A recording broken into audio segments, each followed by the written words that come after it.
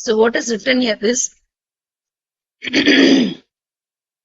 so what is written here is 1 microsporangium.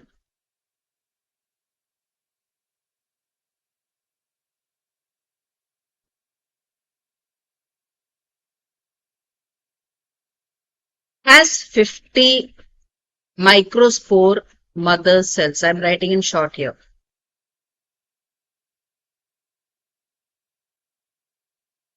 And what we know that is that 1 microspore mother cells after meiosis can produce 4 microspores or pollen grains.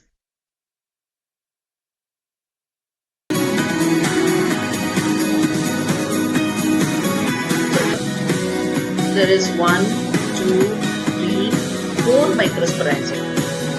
So if 1 microsporangium can produce 200 pollen grains, the question is how many male gametophytes can this anther produce?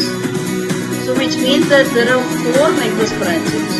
So 4 microsporangium into 200 pollen grains. The answer will be 800 pollen grains.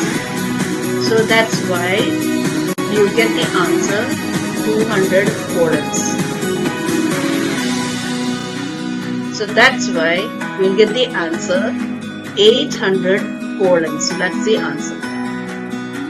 Pollen grains are also called as male gametophytes.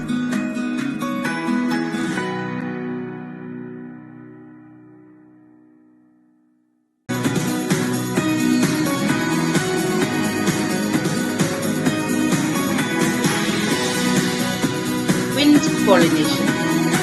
Why are pollen grains produced in enormous quantity in maize? This question carries 2 marks.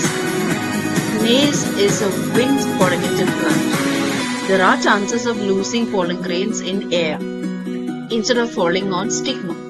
So, in order to compensate for the loss of pollen grains, they are produced in large quantities. That's the answer. This is a short answer type question.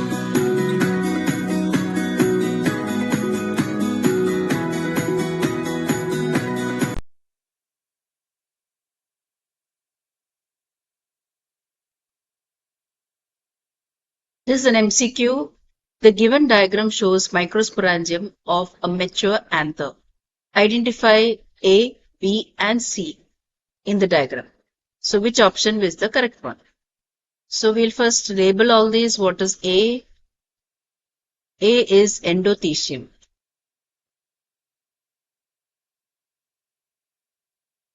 B, middle layers.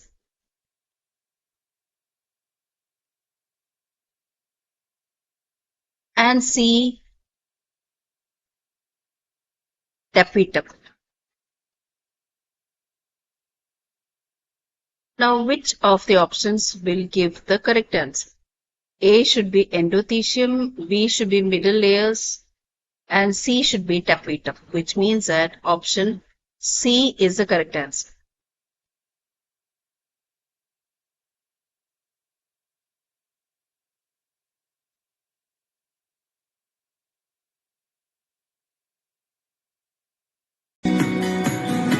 Now this is an assertion reason question carrying 1 mark. Topic is albuminous seeds.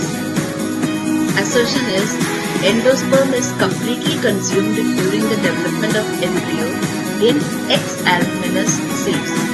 Reason: castor, pea and beans are all examples of X-albuminous seeds. Now what will be the answer? Assertion is true, but reason is false, as castor is albuminous seeds. They are not X-albuminous.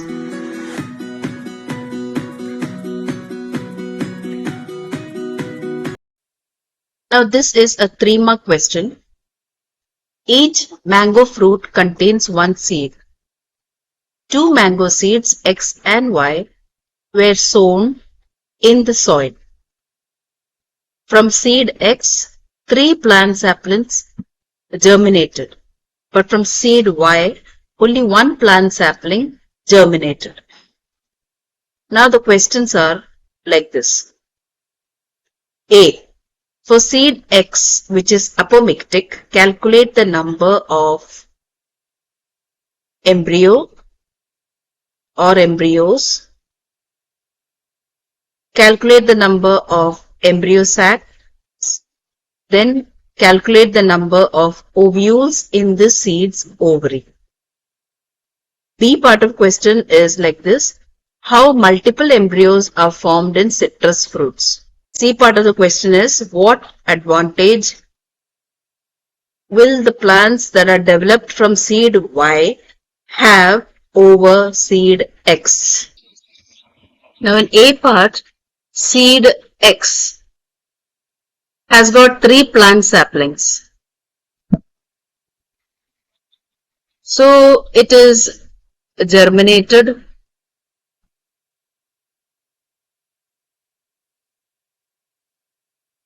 from 3 different embryos. The second part of question, there will be only 1 embryo sac. Why? Because the nucellus that is surrounding the embryo sac, from there the cells will enter into the embryo sac and some of these cells will become embryo. So there are chances that there will be many embryo or polyembryony. So embryo sac can be 1 and number of ovules will be 1. So that is the answer to the A part of question. Now for the B part of question, how multiple embryos are formed in citrus fruits?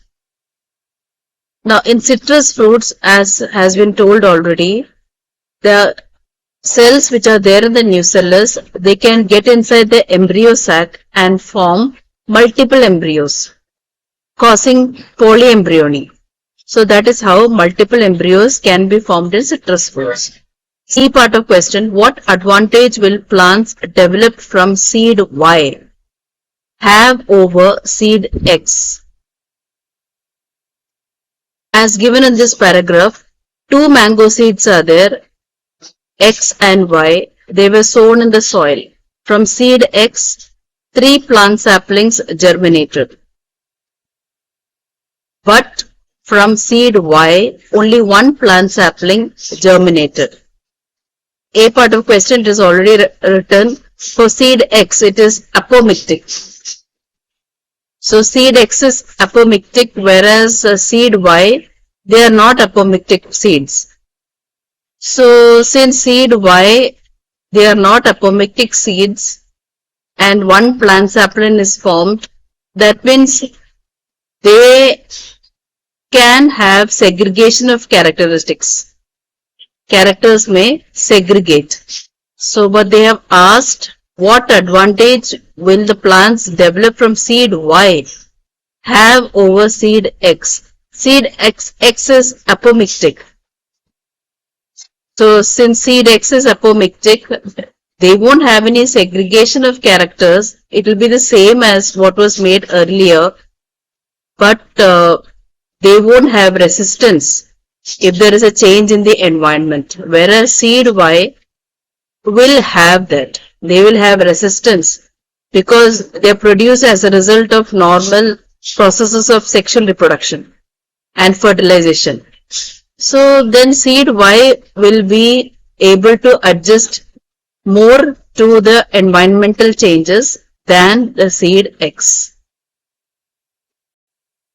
Choose the correctly labeled options from the following. It's for 1 mark. We'll start from P. P means what? Sepals. Q will be petals. R represents anther. S stamen. T for stigma, pistil or carpel. and U stands for style actually. V stands for ovary.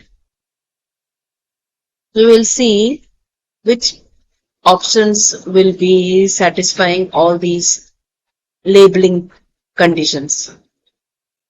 P, Q, R, S, T, U, V.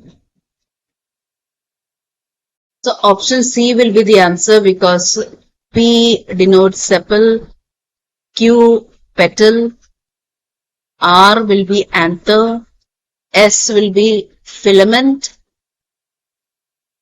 of stamen, T will be stigma, and U style, and V ovary. Now this is a case study on the topic pollination. Pollination is a mechanism to achieve the objective of transfer of pollen grains shed from the anther to the stigma or a pistil, and it's termed as pollination. Flowering plants have evolved an amazing array of adaptations to achieve pollination.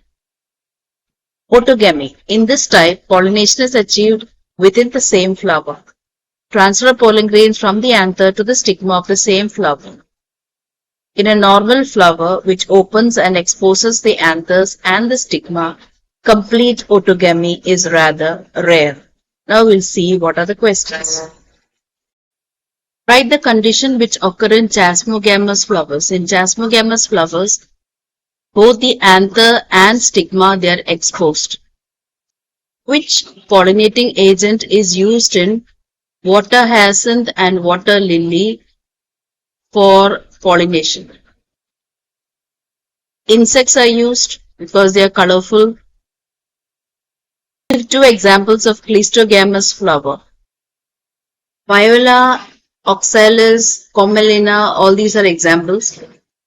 Though they have both the flowers in that, cleistogamous is also there in that, jasmogamous is also there. But these two flowers, Viola and oxalis, these two plants are having cleistogamous flowers. Do you think that cleistogamy is advantageous or disadvantageous to plant? Why?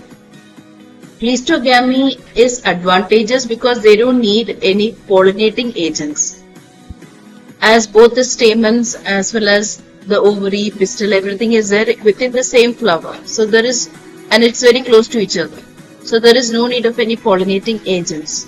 But there is a disadvantage. The disadvantage is that there will be no genetic variability, as there is only self-pollination taking place. Draw the schematic labeled diagram of a fertilized embryo sac of an angiosperm. Describe the stages in embryo development in a dicot plant. This question carries 5 marks. It's a long answer type question. Now this is a diagram of a fertilized embryo sac. We'll first mark the both ends, chalazal end and micropylar end.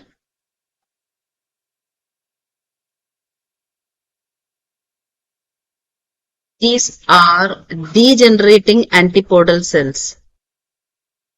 After fertilization, the central cell will be called as endosperm.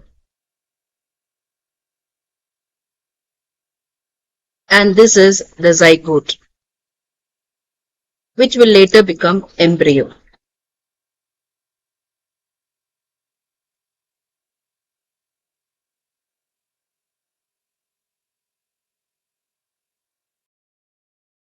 Now these are the degenerating synergids.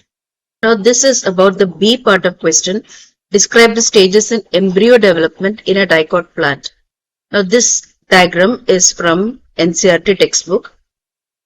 The different stages are, first is a zygote stage. Second, zygote will divide to form globular embryo stage. And the globular embryo stage will form heart-shaped embryo stage. And finally, you can see a mature embryo stage. And see the mature embryo stage, what all things are labeled. Suspensor cells are labeled, that is to push the embryo towards the endosperm so that it can derive nourishment. You can see the radical label there, 2 cotyledons because it's a dicot, plumule. So these are different parts in a mature embryo. So together, if you answer these 2 questions, you will get 5 marks. And it's a long answer type question.